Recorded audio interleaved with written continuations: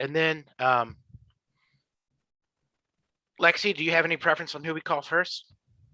Nope, it's your meeting. Who signed in first? Joyce Briner. All right, let's bring her on. Okay. Oh, wait. Are we setting time limits? We have 4 people. I think we told everybody like 3 or 4 minutes, but it's up to you, you know, how many questions you guys have typically, so. Okay, all right, good. Hey, Martin. Hey, Wade, how's it going? Good. It's Joyce is muted. So, Kevin, you running the show tonight? You and Wade? Kevin, Like all I by said- himself. Like I said, Kevin's you in can't, charge. That could be a program. Yeah, like I said, you can't start the meeting without me, you know, a quorum. yeah, well, now we can start Now it. you can. So- Wade, is this your last meeting? Yes. Oh, man. Oh, you're not going to be on for a transition period, or? So maybe, but I'll be taking a back seat. Okay, Tony's gonna jump right in and yep, whatever help he needs, I'll be there to, you know, transition. cool. Joyce, where are you? I wonder if I have her number. Joyce, can you hear us?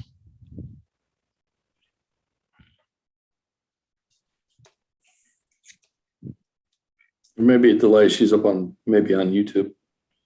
Yes, I can hear you. Please, oh, you're telling her that. Okay. Oh, she said, yes, I can hear you.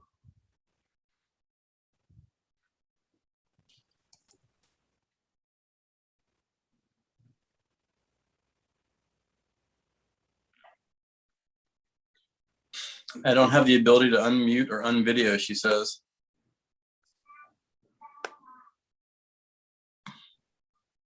If you hover over her name, Wade, can you I say it gives me Okay. ask to unmute and I just tried it and it worked, I guess maybe. Yeah, can you hear me now? Yeah. Yes. All right, let me see if you can see me now. Oh, it looks like it's happening. Okay, There we yay. go. Hey, Joyce. Hi, how you doing? Good. So we received your written testimony. That was awesome. Very thorough. Really appreciated that. So, you know, we have limited time because we have 4 other folks speaking. Yes, Do you guys, I'm- Martin and Lexi, I hope you guys read her testimony already. So I was wondering, since we have limited time, do we want Joyce to present what she read or give a summary? Or do we want to just start kind of having a dialogue and talking about? so just so you know, I have prepared a summary. It's still, I think, a little on the long side, but I can go through that and then address questions or however you want to go. Yeah, I'd love to hear your summary, Joyce. Okay, All right. and also I have a question. I have a couple of pictures. Could I share my screen? Okay, and am I up now or is this all preparatory stuff? You're up now. This is an informal kind of Okay. work session, brainstorming, information gathering. Okay, let me share my screen then. Hopefully this will all work good.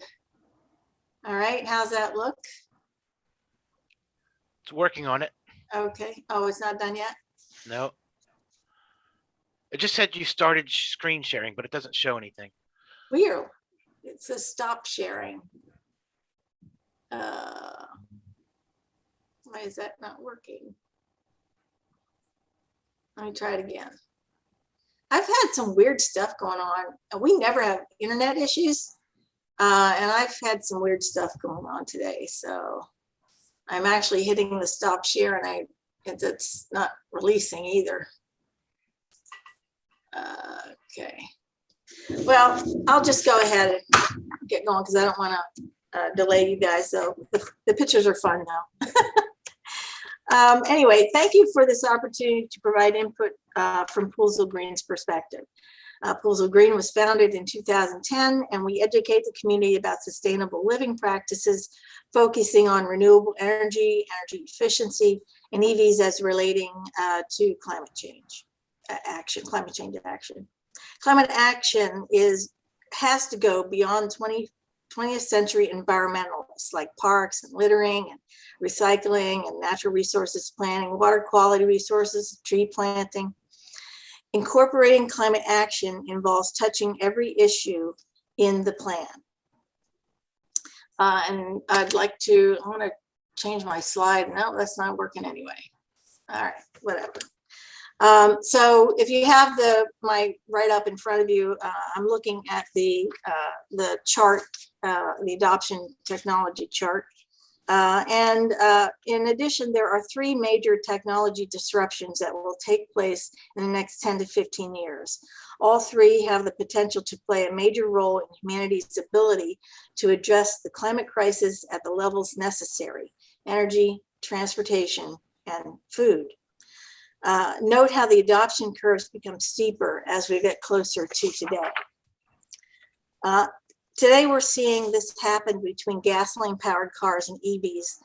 And here's an example that's, I'm talking about the first picture there of New York City in 1900. Most mainstream analysts, even the U.S. Energy Information Administration, miss these kinds of technology disruptions because they tend to forecast in a linear and not exponential fashion. So in the 1900 picture, it's like, where's the car? And if you look, there is a circle there indicating in the middle of the picture that there's a car. And then the next picture shows that in just 13 years later, the street is. Uh-oh. Uh-oh. I wonder if the storm has come through. Martin, is it storming out there right now? Or Kevin? Yeah, I can see the sun, but it's raining a little bit. So Okay. it's done. Done. Okay. It's just a small burst.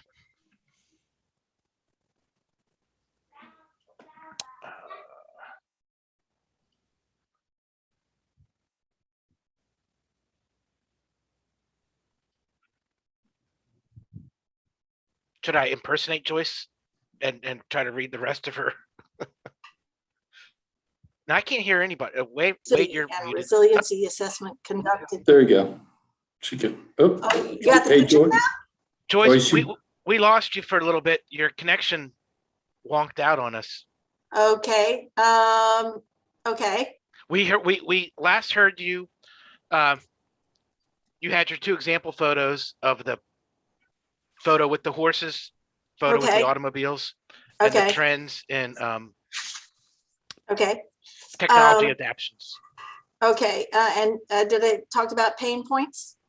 Yes, how Okay. everyone looked at it Yep. in a not exponentially, but more of a linear Right. transition. Okay. So distribution.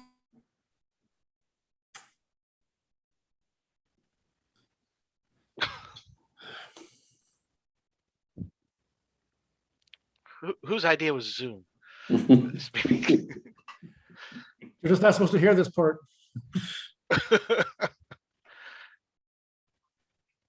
It's funny, it's worked pretty flawlessly for the most part, but It has. This is the first time. it does until it doesn't, I guess.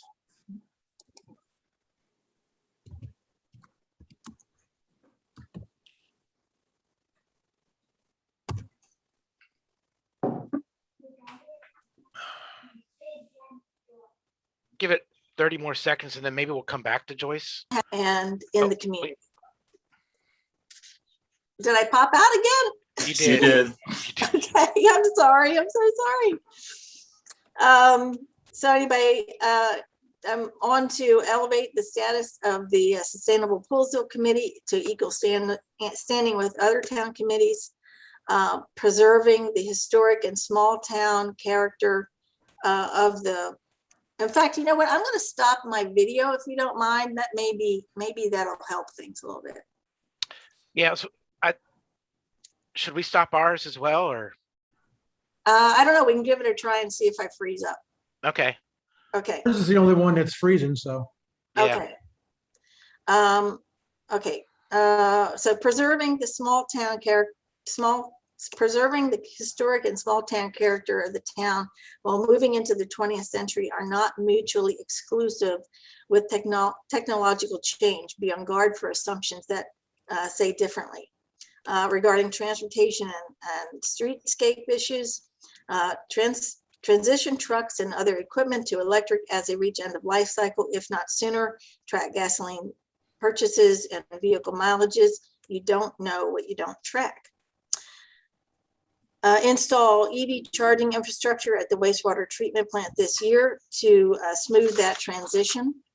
Expanded traditional transit bus service to every Poolsville neighborhood is under consideration. I urge you to think outside the box. Consider these climate-friendly tailpipe emissions-free options.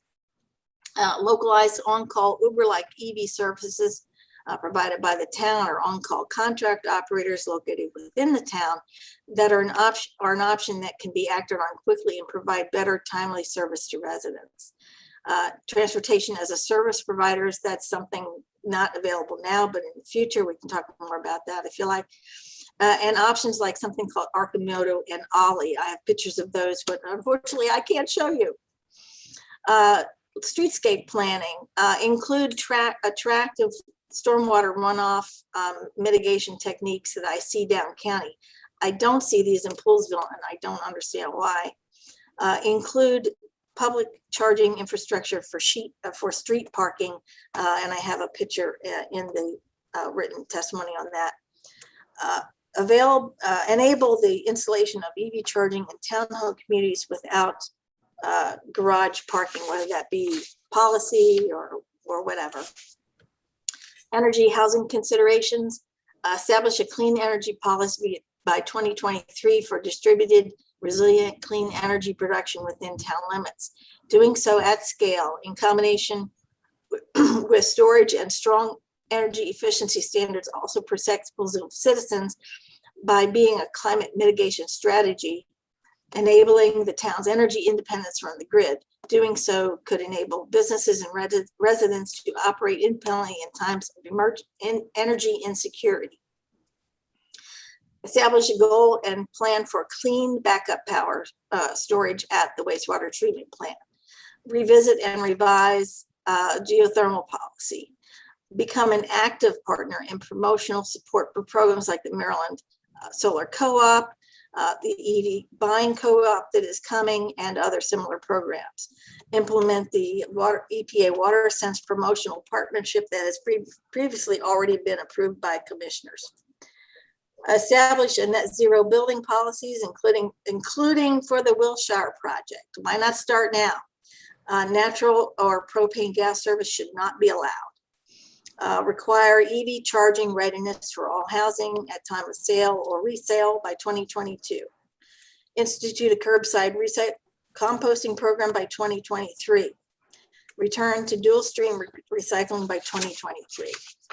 Establish policy only allowing permeable pavement or permeable pavers, no asphalt, for driveways, sidewalks, and zone reconstruction. Promote the Rainscapes programming from the county. Establish a policy by 2023 to encourage lawn alternatives. Finally, specific recommendations are for requiring any buildings to be designated as public spaces, buildings to be designated and operated in a net zero fashion.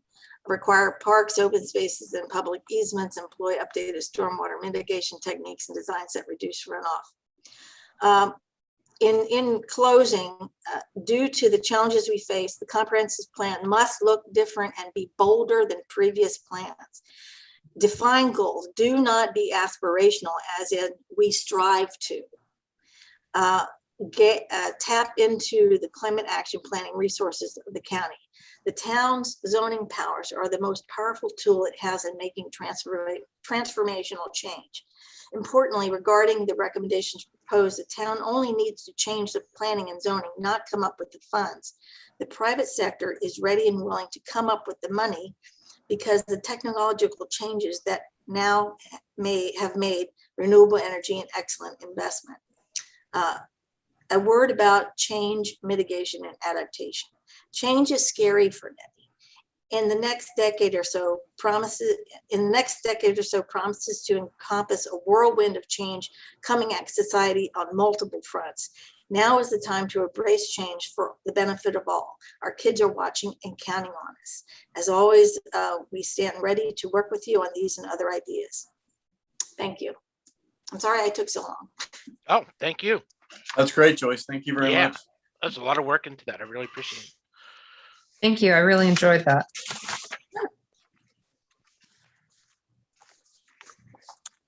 Lexi, Martin, any thoughts, questions? No, I don't have any thoughts and questions. I mean, it's a lot to digest, and I think we're gonna have to talk about it when the time comes to actually write that part of the plan. I mean, there's a lot of things, a lot of really good ideas in there, I think. Yeah. Lexi? Actually, so I have not read through all of this. This is my biggest week of the year before kids go back to school. Everyone's on vacation. So I'm playing a little bit of catch up.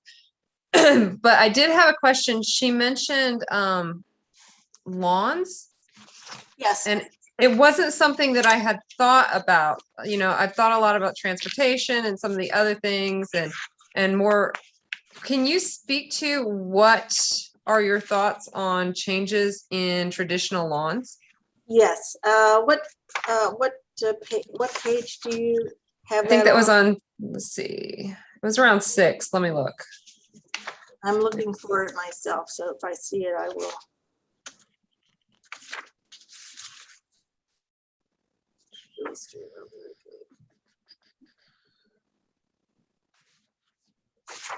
I think it was page 8 of 13, number 9 is Okay. where you had touched Oh, on it, okay. in 10. Impervious services.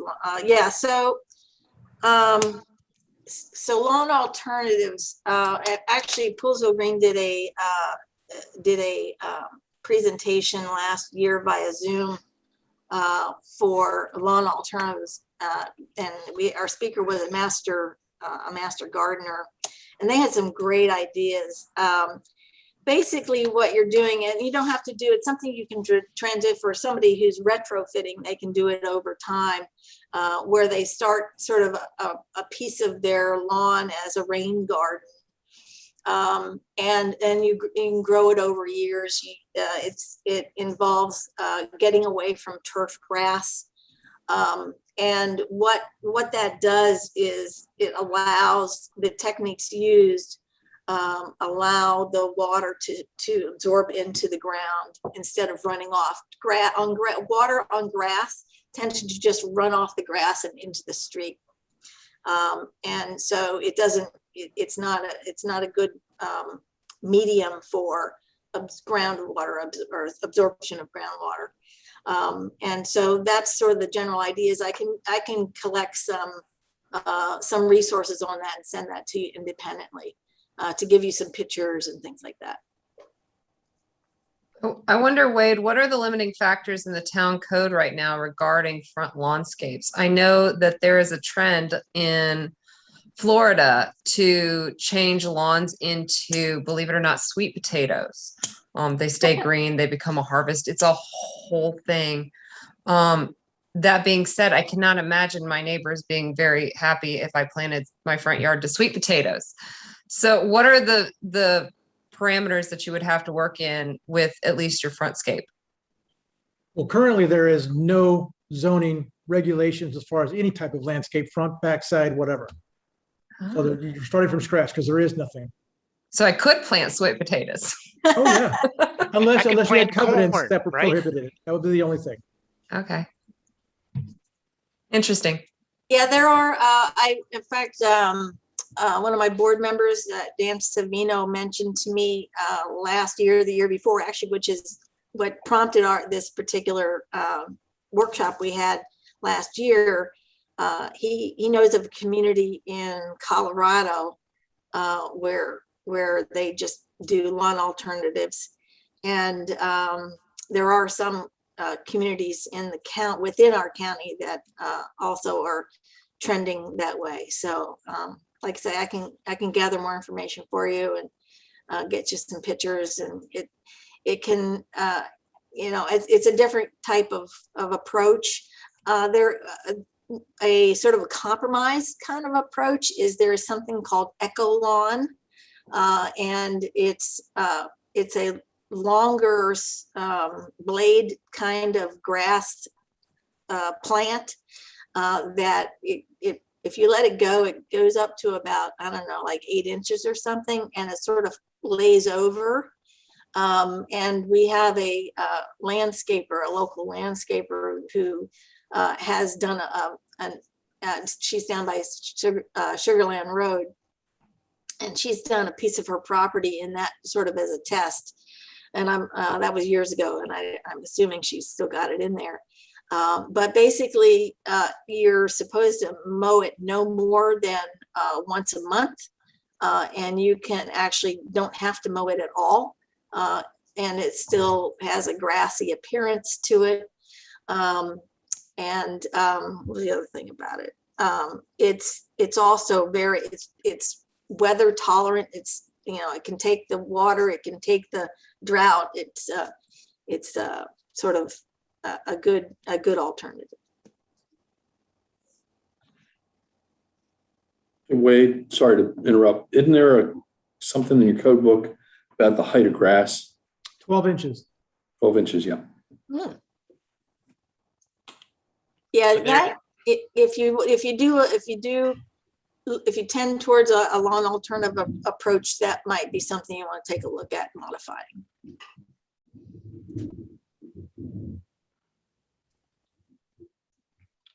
Lexi, any other? Oh, I'm sure I have lots of other questions, but I might have to circle back around to these later in an email.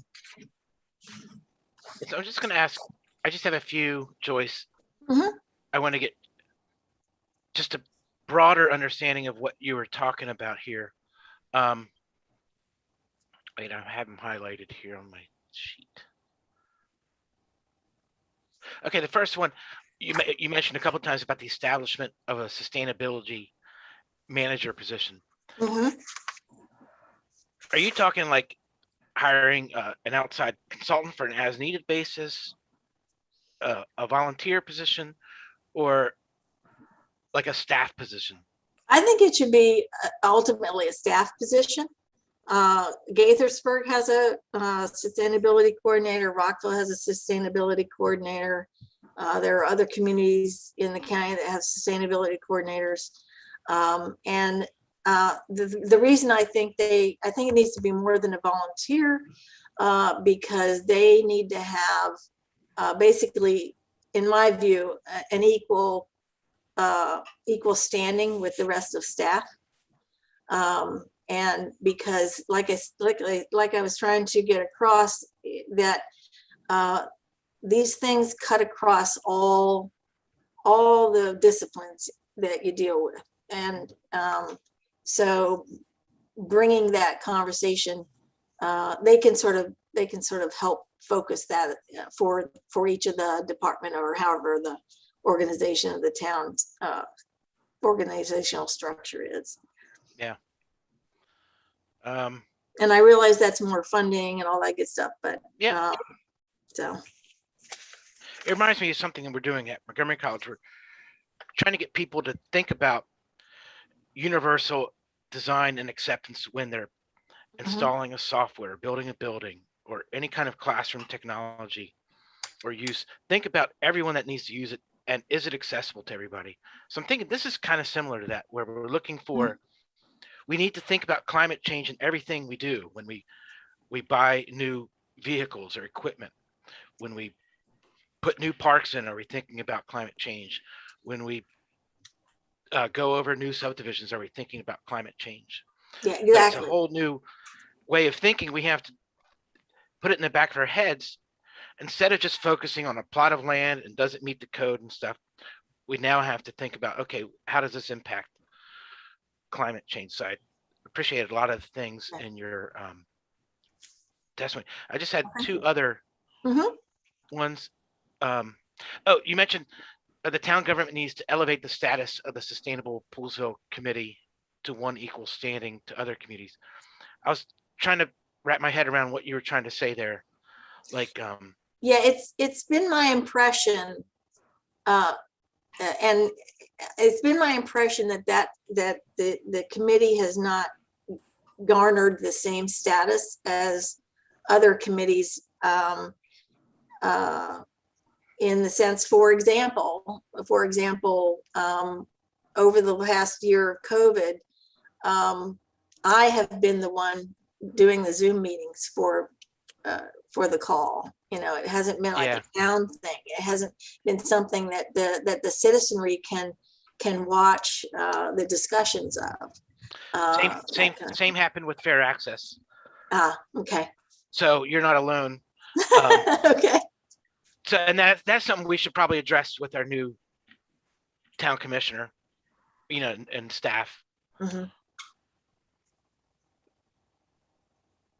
And you said you had a third one? Oh, yeah. Sorry. Third one was.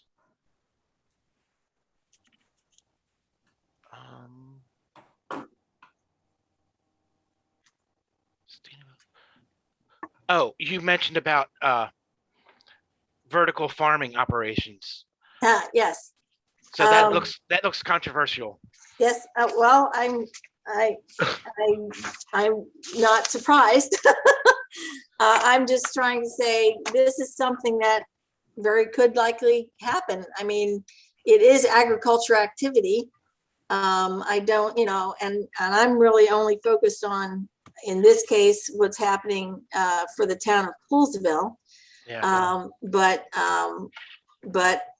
I don't know if a farmer wanted to do a vertical farming building or installation or whatever, would that be counter to the preservation of the agricultural reserve, because it's an agricultural activity. It's very agricultural, and it's so I don't know. It'd be interesting to see how that plays out with the county and everything. But I am aware of that. I'm hearing more and more about it all the time.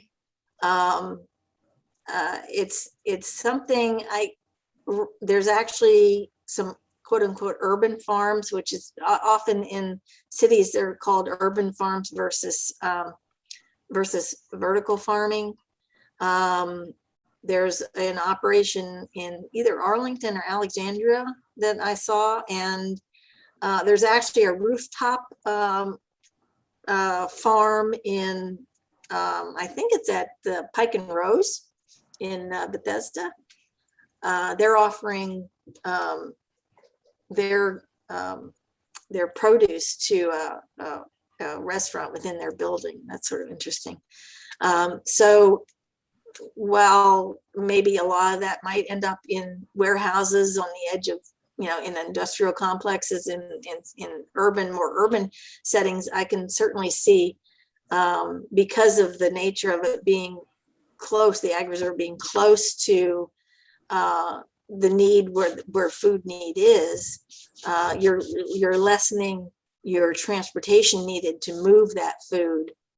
And so I can see where there would be an interest for some, especially as farming change, as the whole nature of farming. And if you read this report on the changes coming to food and agriculture, it's sort of like, it's really hard to digest, so to speak. But so that makes, yeah, it's a lot to digest. Because I'm gonna so that was the end of my questions. Sure.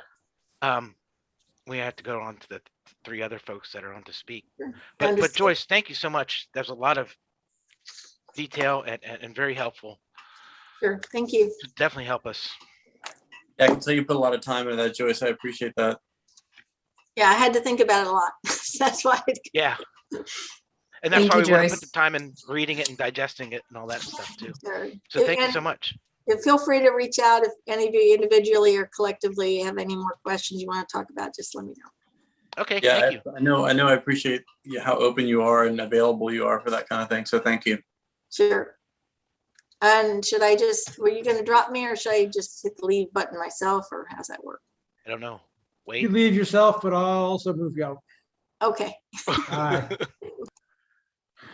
Okay, next I have Danny Embry from Sustainable Poolsville. Great.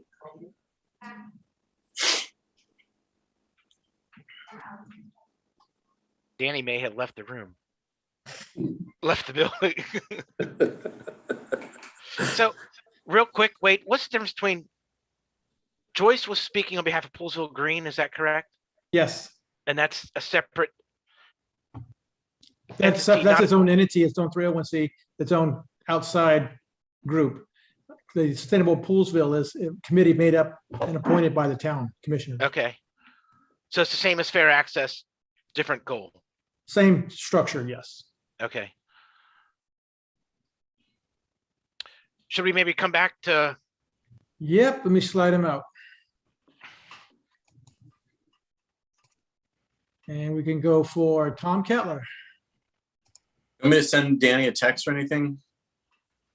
Yeah, I'm going maybe to in give a second heads here. up? Yep, You're gonna do it, Wade? yep. Okay, cool. Thanks. Hey, Tom. I'm still connecting. There you go. There he Thumbs goes. up. Tom, thank you.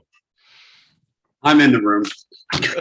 Tom, thank you for sending your written testimony as well. We all received it. Yeah, I don't know excellent. if you're gonna go over the summary or read the testimony, however you feel comfortable. We only Yeah, I'll have- probably just read it. And then, certainly be happy to answer questions afterwards, but, I'll just get going. And one thing I realized I haven't sent you, and I will send you, is the copy of the current membership of the chamber. So I'll send that to you. So, Excellent. Cool, thanks. so at any rate, let me set you up here. All right. For the record, I'm Tom Kettler and appreciate the opportunity to address you this evening in my role as president of the Poolsville Area Chamber of Commerce Board of Directors. I've also provided written testimony, written copy of the testimony for your use and for your reference. PACC was founded over 40 years ago in 1979, and our current membership consists of 120 members from Western Montgomery County. We represent a wide range of businesses and organizations, from home-based businesses to banks, real estate firms, professional services, restaurants, retail, nonprofits, and a lot of others. I've included a copy of our current membership list. I actually haven't, but I'll get that to you hopefully tomorrow.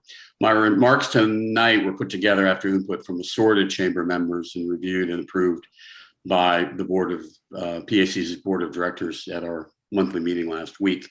We've used the 2011 Poolsville Comprehensive Master Plan that I hold in my hot little hands here as a baseline for our comments. And I want to be clear that with 120 members, there are maybe some differences of opinion on the master plan, but we have tried to be inclusive in our remarks.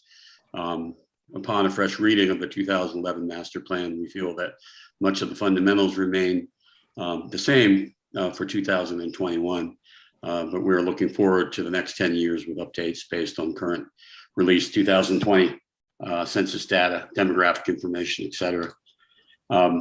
First, the importance of the business community. 2011 master plan recognizes the importance of the business community to making Coolsville a special place to live, work, and play, and distinguishes it from other bedroom communities, Washington area. Nevertheless, the 2011 master plan table of contents poorly reflects the importance of the business community by placing it in the very last section, pages 47 to 49 to be exact. Therefore, our first comment for the new master plan is to move the business community section forward in the plan. It may seem like a small, trivial detail, but details can be significant, and moving the section up would significantly signal recognition the business community plays a vital role for Poolsville, which I'm sure you all appreciate. Poolsville's location, the heart of the Ag Reserve, makes Poolsville a special place. At the same time, Poolsville's location creates challenges to certain businesses to stay in business, let alone thrive. According to 2011 master plan, 85% of the residents who work leave town every day to go to work. Obviously, the pandemic changed that a little bit. The pandemic and the closure of White's Ferry were two more blows to many local businesses. Over the last 10 years, we have seen new companies come in, including Locals, Tractor Supply, the County Liquor Store, Dollar General, Dunkin' Donuts, and the Healthy Hub.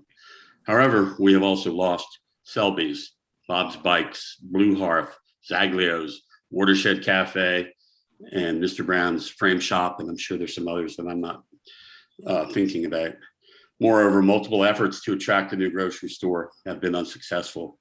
Indeed, the 2011 master plan foreshadowed that, and I quote, "The loss of a certain businesses such as a grocery store or pharmacy could lead to a permanent loss of those types of businesses in town."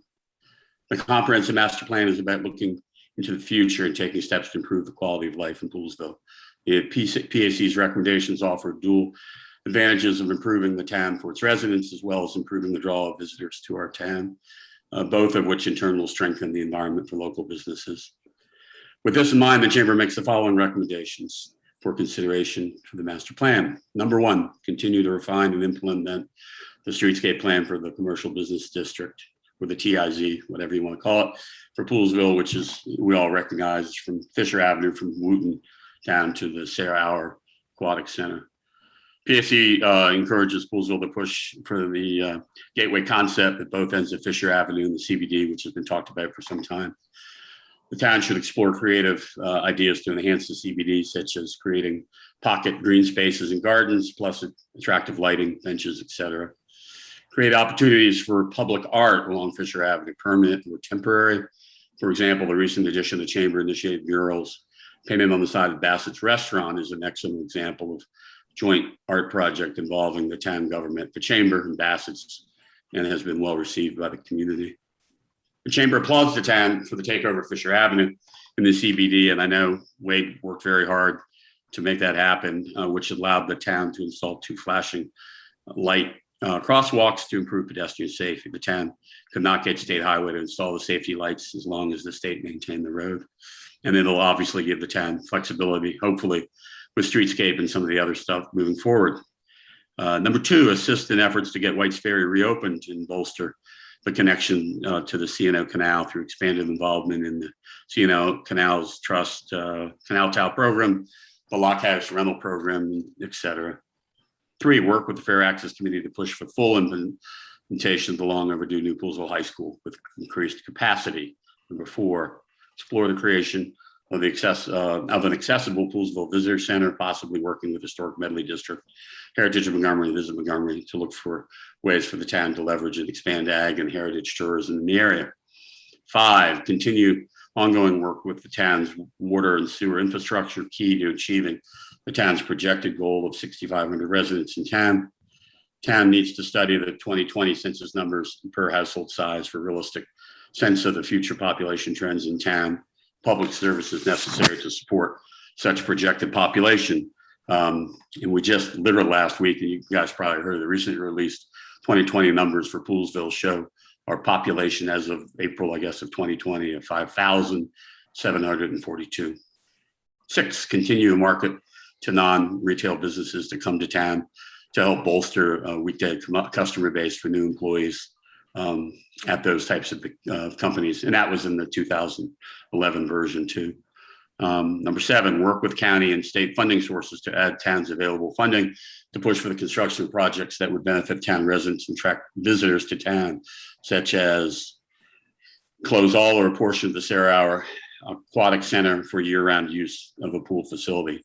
2, construct community center / senior center / health clinic or some combination thereof, since it doesn't appear that it will be co-located at the new high school. 3, explore the construction of a town municipal parking lot with bike racks, maybe some kind of ride share or share bike program near the CBD for town residents, and reduce the impact on business parking lots, or for town events, I'm sorry, and reduce the impact on business parking lots, and also include the appropriate signage to direct people coming into these parking areas. As demand warrants, add additional EV charging stations in the CBD. We did that for Joyce. Next, create a grant program to provide funding to local businesses for improvements such as beautification and facade upgrades. One specific recommendation that came to us when we were putting this together is to provide money for such things as the installation or upgrade to a grease trap for restaurants that may not have one, which would in turn reduce town water and sewer expenses incurred by repeatedly clearing blockages to the sewer mains. Number 8, PACC feels that the town should hire a contracted grant writing service to pursue county and state grant money. The town has benefited from open space money for park construction and received money in the past to help construct the town hall. Town is also a Maryland certified heritage area, is therefore eligible for MHA financial incentives. For example, the town received $100,000 to help fund Wayland Commons band shell and restrooms through the Heritage Montgomery program.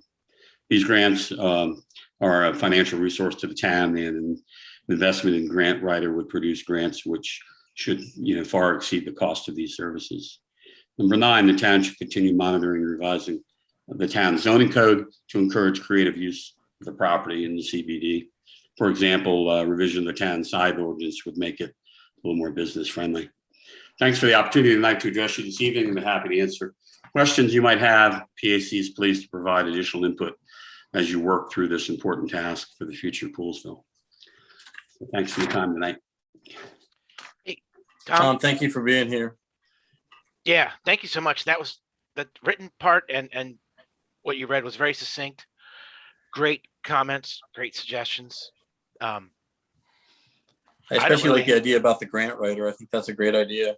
I think that there's a lot of money out there that, maybe we're leaving on the table by not having someone dedicated to do that. Yeah, I mean, it's a matter of personal privilege. I know Wade was involved in the past in helping the town. I know work on a lot of these grants, and town was very, very lucky to have Wade. I know Wade, this is maybe Wade's last meeting, is his last meeting, which we thought was going to be 2 years ago. And I do, as somebody who's worked very, for 30 years in town and certainly worked with Wade over the years, I just wanted to express my personal thanks. And I know that town is very, very lucky. And I think most people, you all know, the town should also recognize that they've been very lucky to have Wade on board, especially in the last 6 or 8 months, to help us through this kind of rocky period that we're all going through. But that's a matter of personal privilege. Are you saying we should throw another pizza party on Wayland Commons? Exactly. Yeah, it could be a super spreader, but we, what can we do? Yeah. At least one more pizza party. At least one more. So I don't have any more comments for you, Tom. Lexi and Martin, I'll leave it up to you guys.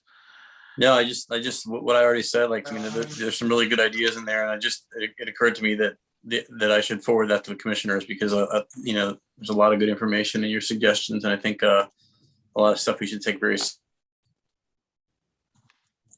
Yeah, and I really wanted this to be not just me putting a bunch of stuff together. I really made an effort to bring some people together, and we got some excellent comments from different people. The folks that are working so hard to get locals open. Both Sandy and Dave were instrumental in helping put this together too. So I want to thank them and a few other members of our board. So yeah, thank you everybody who put input into that. Tom, thank you so much for coming. I just want to say that this is just really beautifully thought out, well put together. I like that it is a mix of tying into the past, including what you want as like a wish list. When I think of the master plan, in a lot of ways, I think of it as, when we start this project, what do we want to see in the future? To some degree, it should be kind of a wish list.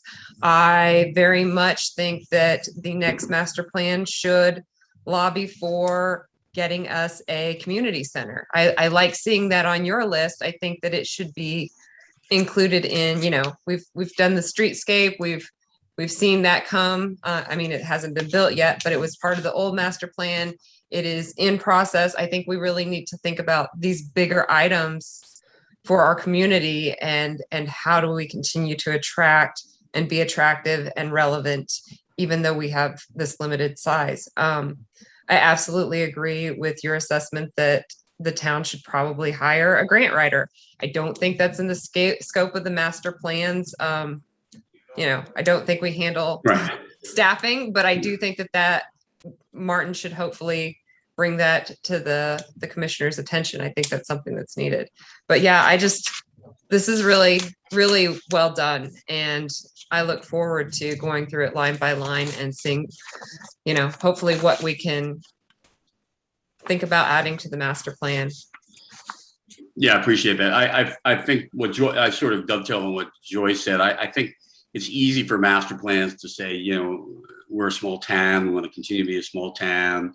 Aspirational is fine, but we really wanted to say, okay, what, this is a 10-year plan. What can we do in 10 years to maybe move the town to where we think people, want it to go. And obviously everybody's gonna have a little different opinion, but I think the more specifics you can, and again, some of this is not master plan, as you said, Lexi, may not be specifically include the master plan, but certainly just want to get it out there on the table. Yep. Thanks, Tom. I guess we'll go to, I think we have Kenny and Danny. See if Danny's made it back to the building. All right, Tom, thank you. We'll Thanks see for you. your time. Thank you so all. much, Tom. Thanks. Want to try Kenny? Who you want to go for, Kevin? Let's try Danny there, see if he's back. All right. Oh, hey, Try it back. wait, good, maybe. Hello, Danny. Wonder if he hears us. Can you hear us? We don't hear you.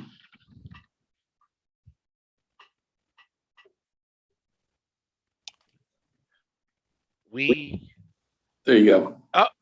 Solid. Sorry about There we that. go. You probably saw I'm wearing shorts with a button. Yeah, you're caught. The gig is up. Hey, the age we live in. Yeah, How's everyone doing? good. Thanks for Good, joining thanks for us. being here, Danny. Appreciate it. Oh, thank you so much. We greatly appreciate you guys taking us into consideration with the update to the comp plan. I just want to pull up a few things. I was told I wasn't going to have long, so my thoughts were I would kind of talk at a high level, and I would forward you, our suggestions so you can review them. And then if you guys want to have more of a conversation offline, after the fact, we can do that. That's perfect. That's perfect. That's great. All right. Well, yeah. I think it's kind of cool. The last time the comp plan was updated, Sustainable Poolsville didn't exist, and we do now. So this is our grand entrance into the plan. And I think that, it's an opportunity in a lot of ways to add some language, which is timely, with the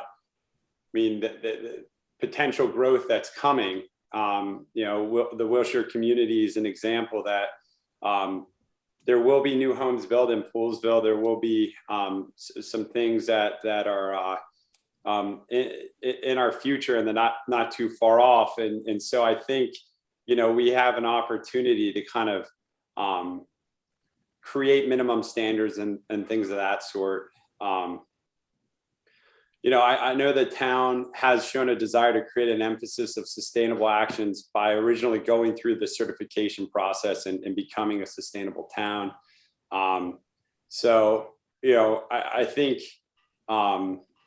some of the ways that we can honor that, we're in the middle of the ag reserve, and I think that means we should lead by example in the county with the actions we take. I made notes, so while I'm talking, I'm kind of going through them. I guess while I go through them, do you all have any top of mind questions you want to ask or thoughts that you want to ask me? So we our first half hour of the meeting was with Joyce. She was representing wearing her Poolsville green hat Yep. instead of her sustainability hat.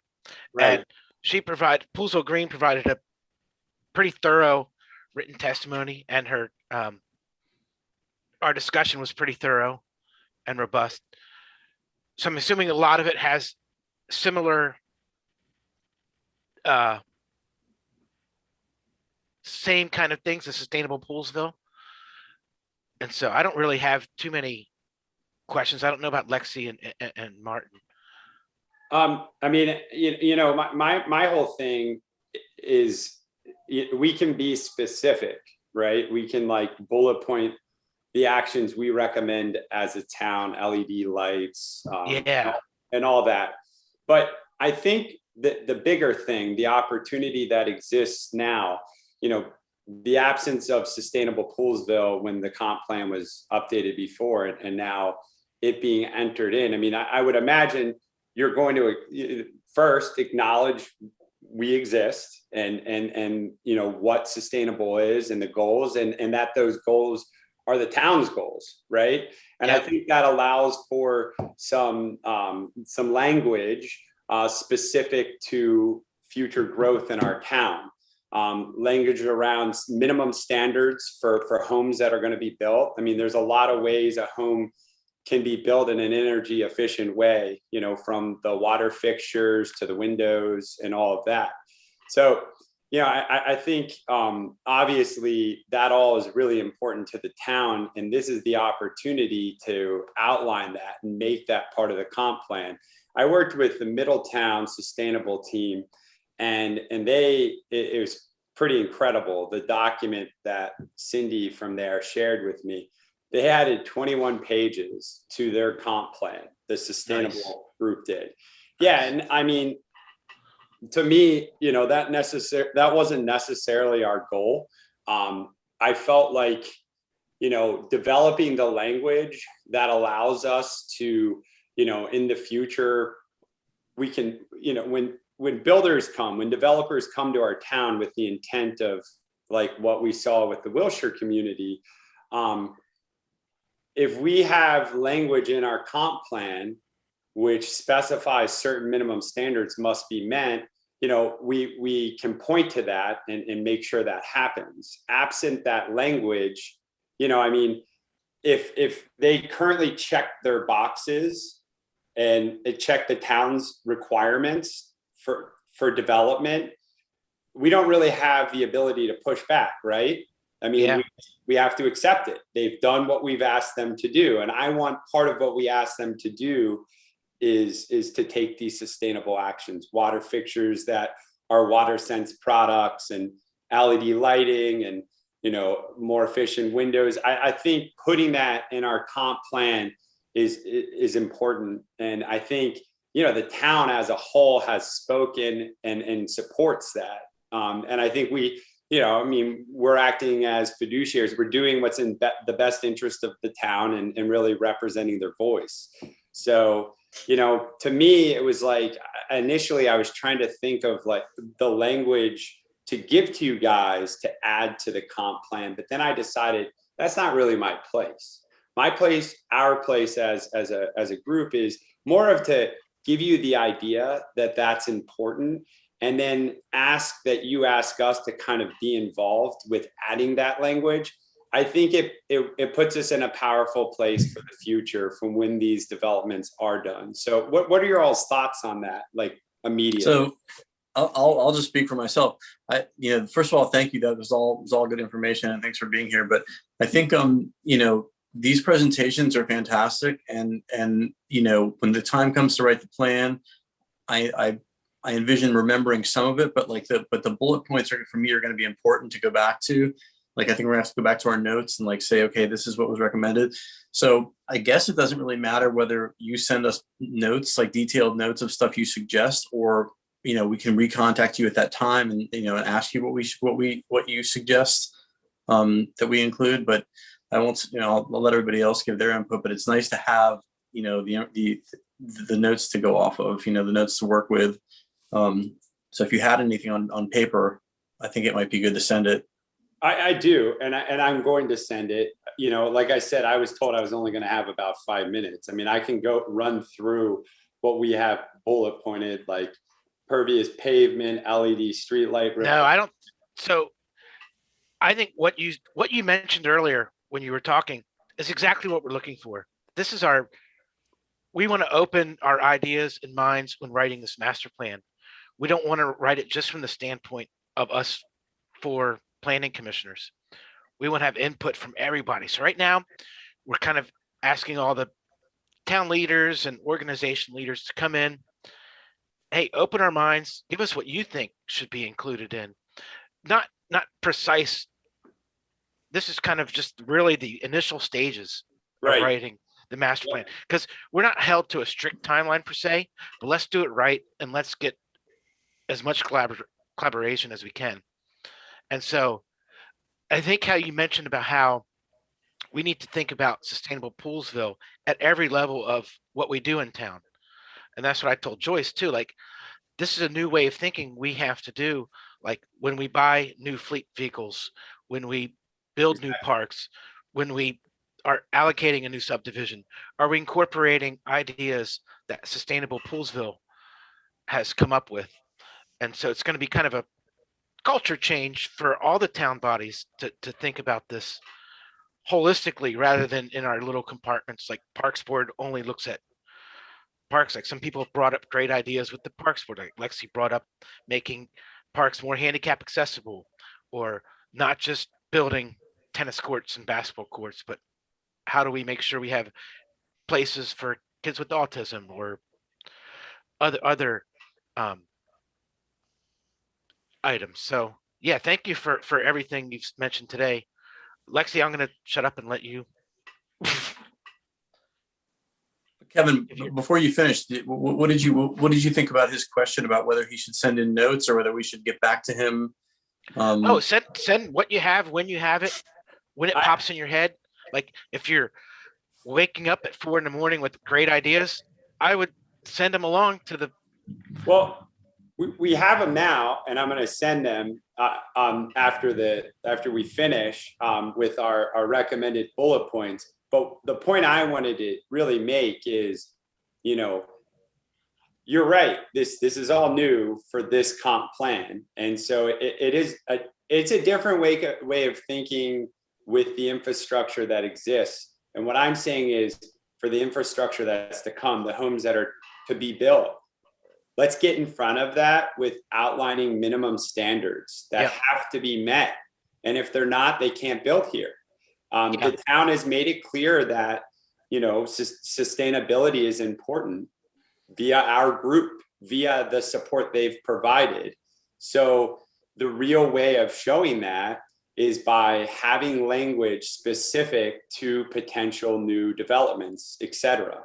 And, one of the things that I did on the board, the first idea that I had was to make the new Kettler and Lennar neighborhoods promote water sense products to prospective home buyers, to let them know that was an option. They had it, and it could save them money. And I gave them brochures and blah blah blah. And I thought that was a good way to kind of do something.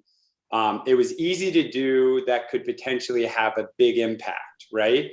But the thing in that moment was they didn't have to have water sense products. And if we could somehow make that a requirement, it's for the betterment of our town and for the betterment of the prospective home buyer, because they'll save money over time, by using these products. So, perhaps there's a little bit more of an upfront for those products, but over the longer term, there's massive savings. It's like a Tesla. So, that's kind of like the thinking that I had. And I thought that language that is both direct and indirect, that kind of allows the town to have a degree of flexibility for how we respond to developers when they're proposing to, do the property, the Willard property right there in town or anywhere. So that was like, for me, I viewed the update as the biggest opportunity to not only enter in Sustainable Poolsville, but to also put in that specific language and honor really what the whole town has communicated they wish for moving forward. So Lexi, I see your face. It's good to see you. I hope you're doing well. Yeah, it's been a while since I've had a meeting with you. It's good to see you. You look good. Thanks, you too. Is it okay, Kevin, if I take a Yeah, moment? please. Yep, it's all you now. So I'm intrigued by the idea of including minimum building standards into the master plan, specifically in conjunction with what we got from Poolsville Green that discusses setting like real percentage language at the end. She was like, don't say we aspire to, but maybe, all new homes will be 25% more efficient than, they have in years past. Like, I wonder how far we can take this, and can we give, builders the ability to choose? I mean, we have this new project that's going in on West Willard, and what's really interesting to me is that all of these homes are going up. They're all beautiful. And across the town, we see homes with solar panels.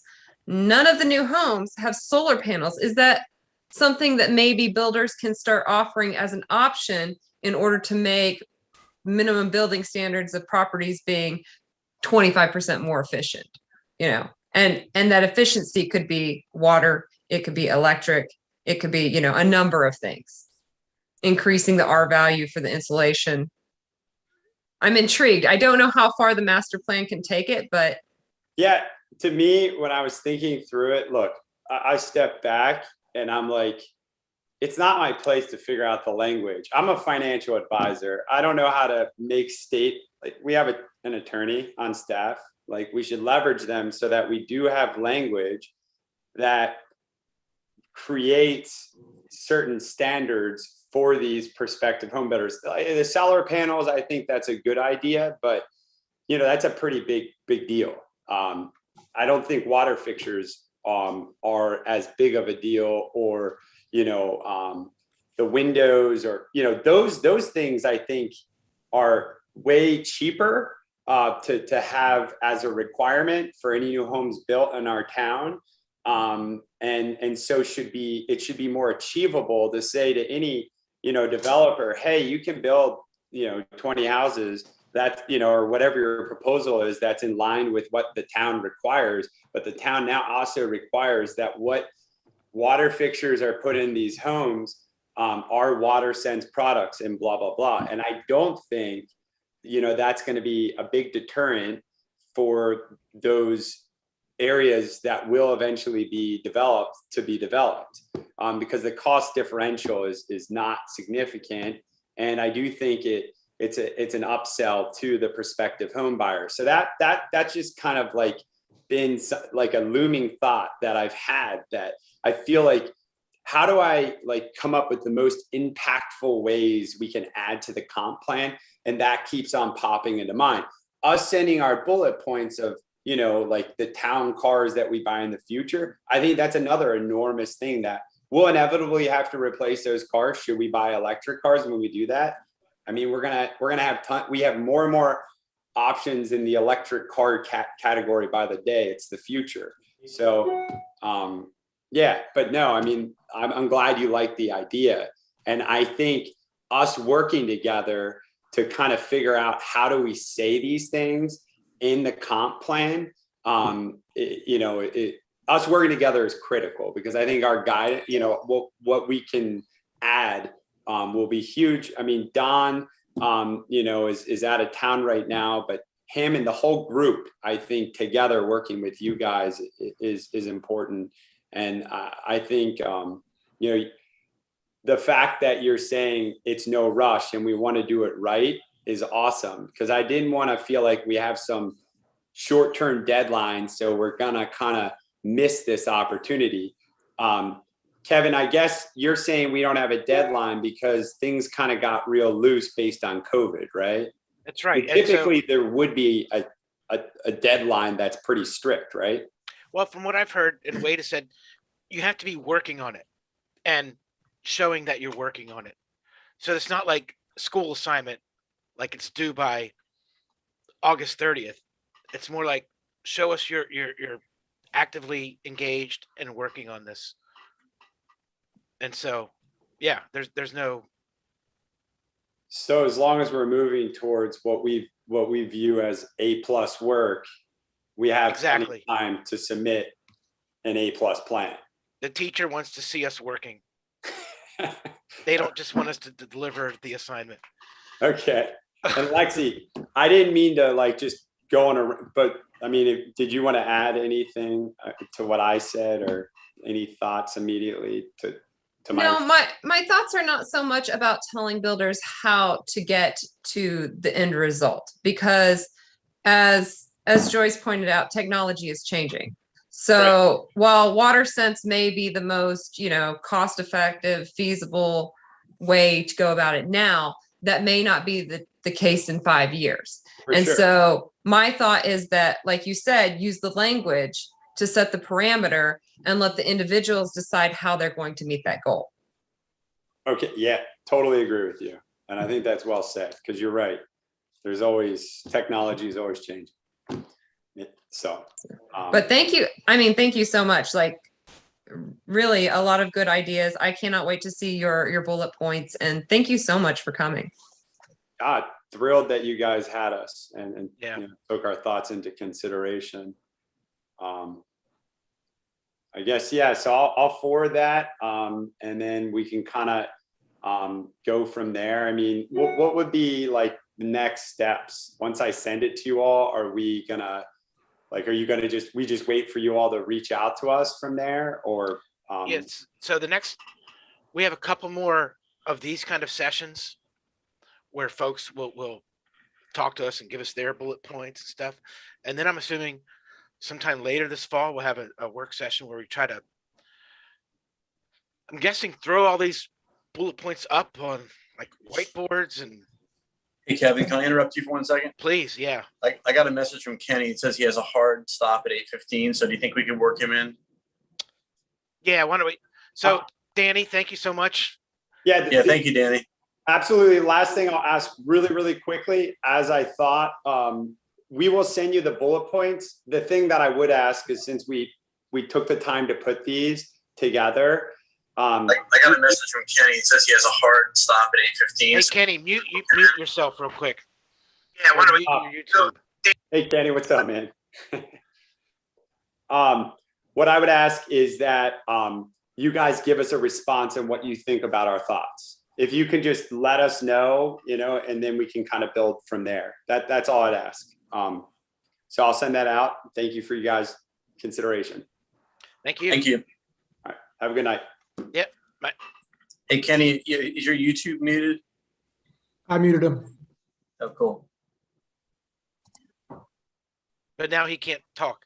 There he Okay. goes. Can you guys hear me now? Okay. Yep, Yeah. perfect. All right, cool. Hey, so I'll be really quick. So I only got a couple minutes. So I've been meeting with a couple people to talk mostly economic development issues in town. And so my focus is on the business community section from the prior plan and kind of thinking ahead to this next comprehensive plan. And I'd say, first of all, I think the prior plan actually does a very nice job. When I kind of look at what we thought the town might look like in 10 years, it's, I think, pretty accurate and well done. So for those of you who are on that part, kudos to you for that. A couple of points that I just wanted to make related to that section. One, I do think, and this has been especially relevant given COVID, I would like to see a bit more reference and attention to businesses in town that actually don't have a physical space, that are not brick and mortar. So, I mean, there are a lot of virtual organizations and individuals running virtual organizations here in town that not only are running them from town, but also generating economic development and economic growth that is being pumped back into the town. And so I think, some reference to that in this document could be beneficial, and anything, I don't necessarily have any solutions, but anything that we can do as a town to kind of help support the infrastructure needed to run those types of virtual organizations, I think is going to be a good thing. And I think, just speaking from personal experience, kind of running one of those types of businesses, there is a lot of cases where there's almost kind of this hybrid thing taking place, right? So I meet with a lot of families daily in a virtual space, but presuming we get past COVID, I know that there are going to be times where I want to meet in person, and really there's not a real good physical space in town for that to take place, right? Occasionally I'll give talks at like the town hall, and you can use that, or you can rent some space. but there's really, and maybe this is kind of tied into this community center. There's not really kind of a neutral space that people can kind of reserve in a way that is useful to have discussions. The library is available, but it's limited in kind of what you can do there. So anyway, I just wanted to bring that up as one thought. And then the second thing is, I really think there needs to be some focus on rental and lease costs of commercial properties here in town. I think it's a big problem. The more I talk to business owners in town and hear kind of their concerns about what they're paying for rents, and from what I can tell, they're not just paying rent, they're paying utilities, they're paying insurance, they're paying all the build out costs. It's not cheap to operate here in town, and I would suggest that that's potentially somehow linked to a couple of vacancies that we have. I don't know that we can, obviously, in a comprehensive plan, do anything to kind of cause, property owners to charge less for rent, right? That's their business, it's their property. But I do think perhaps shining some light on it could be helpful. I mean, if you try to figure out how much it would cost to rent a commercial space in town right now, it's very hard to figure that out, right? It's not very transparent. And if I look down county in places like Bethesda and Rockville, those numbers are a bit easier to find online.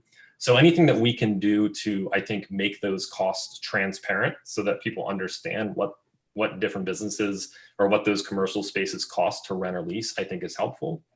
And I've also was thinking, like, even some type of like appendix in the comprehensive plan that kind of does almost like a financial comparison of, here's the average, square foot rental space for the commercial district in Poolsville as it compares to down county locations, would potentially be eye-opening and just a useful way of at least driving some discussion about transparency, which hopefully over time would kind of maybe bring down some cost or at least open the discussion to the table. So those are my two big things. Hey, Kenny, thank you for that. That's great. I'll just sort of sidetrack here. Like, I agree with you about the commercial space. We did look into that at one point.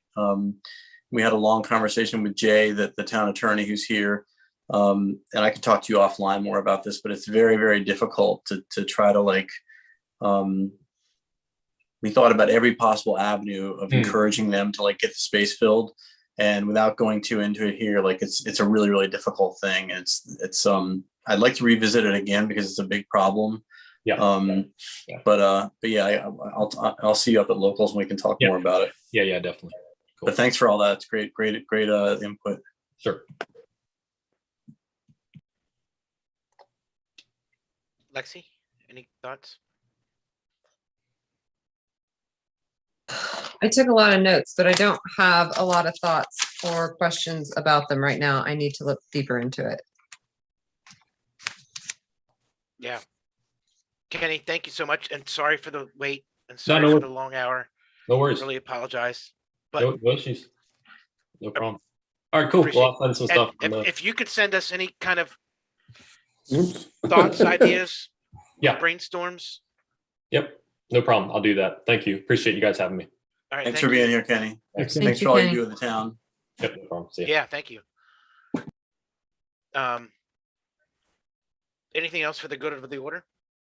Hey, Martin, it seemed like in the last commissioners meeting that the commission approved the consultant. Do you want to speak on that? Wade, is that appropriate, even though this isn't an official meeting? We're Sure, we're just sharing discussion. That's all. Yeah. So Lexi, great question. We talked about it. I wouldn't say in depth, but we talked about it, and I think the vote was 4-1, if my memory serves me. Is that correct, Wade? Yes. And we agreed with the group that this body suggested, voted to recommend. The dissenting vote was Jeff, and he just felt like he obviously read it very carefully, and he just thought that they seemed better suited to work with Montgomery County, and he felt, I would say, pretty strongly about it, but he understood where we were coming from as well, I think. So we are now approved to use that company, and we're going to move forward that way. That's Yes, wonderful. So our first meeting in September, we're going to have a kickoff, and they're going to attend the meeting and immerse ourselves into it right then. Great. What's this we stuff we're talking about, Wade? You're right. You are. Yeah. I know. We're I'm gonna gonna hunt pull you myself down. We're gonna back hunt out. you down, Wade Yost. We're gonna Yeah. find you. Also, just while we're just kind of riffing here, I'll say that I met with Tony, the new town manager that's starting soon, and you know, we just kind of had a general discussion about things, and he seems great. I mean, like, you know, he went through a lot of interview process and a lot of vetting, but you know, just one-on-one meeting with him, he really does seem like he brings a heavy hitting experience, and you know, someone that's worthy to fill Wade's big shoes. Yeah. I think it's Not going to fill important. his shirt, you know, because he doesn't have the same arms, but you know. Yeah. I've been working out, you know. I think it's great that we're getting someone from MoCo, because Yeah. Yeah. MoCo has its own environment, and that it's hard for an outsider to understand or comprehend sometimes. Yeah. And I was- he's really worked a lot in this environment, and you know, he's already got ideas, and he's already kind of getting his feet wet before he's even in the door. So I think we're fortunate to have him. That's great. Yeah. So well, thank you, everybody. So Wade virtual hug last meeting. Yeah. Oh. I don't hug. Yeah. All right. Virtual fist bump. Yeah. Do we have to make motions and all that stuff? Nope. So, So we just, I will just so Wade, end the it's up to meeting. you now. You have the controls. Adios, amigos. All right. Wade, I'll just quickly reiterate what everyone's already said. Thanks again for everything you've done for the town. Like, you really stepped in at an important time, and you know, helped out a bunch. And I know that all my constituents and all are very grateful, and I'm certainly grateful. So thank you for that. Yeah. Thank you. It was thank you, fun. Wade. Yes, All right. it was so great that I got to have some meetings with you. You That's left right. before I came in, and now I got to The see you man, the again. myth, the legend. Yes, it was nice to work with you. All He'll right. be back at Thank some you. point. Yeah.